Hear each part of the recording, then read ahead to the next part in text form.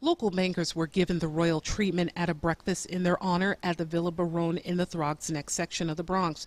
The 13th annual Bankers Breakfast, hosted by Bronx Overall Economic Development Corporation President Marlene Cintron and Bronx Borough President Ruben Diaz Jr., was a thank you party for the role they've played in energizing the borough's economy in the face of fiscal challenges. Well, basically what we want to say is thank you. When you look at the Bronx, when you look at the fact that we're celebrating Bronx Week, and all of the wonderful things that have transpired in this borough over the last 2 decades, 2.5 decades, that would not have been the case if it were not for some of these financial institutions that really put their money where their mouth is, lending money for development, lending money for businesses and corporations, working with the BIC, working with the Bronx Overall Economic Development Corporation. And so we want to thank them, but at the same time we want to say that the job is not done. TD Bank, Citibank, Capital One, and HSBC were formally recognized and presented with citations for their contributions. Well, HSBC actually is the world's local bank. What we do is we serve the local community. We help the business, we are commercial clients. Actually, our strategy is premier.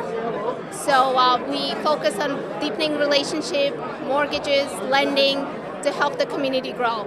Jorge Pura Silva, who serves as regional administrator for the United States Small Business Administration, praised the work of the Bronx Overall Economic Development Office for reaching out to small businesses and directing them to his agency that provides federal loans to businesses specifically for business owners. What we have seen is that based on the approval of a new law, the Small Business Jobs Act, that President Obama signed in September, we have seen a significant increase in the lending for small businesses right here in the Bronx.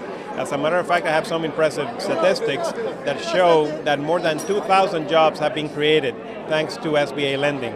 All this has kept the Bronx economy stable to the point where some are now looking to foreign markets as a way to bring in more dollars. Well, one of the things I'd like to compliment the borough president on, Bronx Week brings everybody together.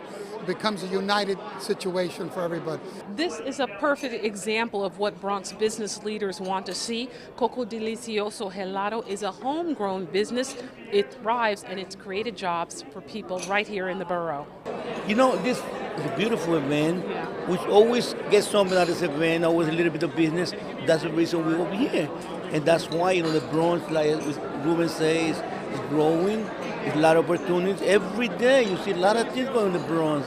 And his product continues to delight customers across the city and a few right here. It's delicious. I'm doing the passion. Okay. It's excellent. Okay, awesome. I think Alfredo's been serving New York about 20 years or so. Yep.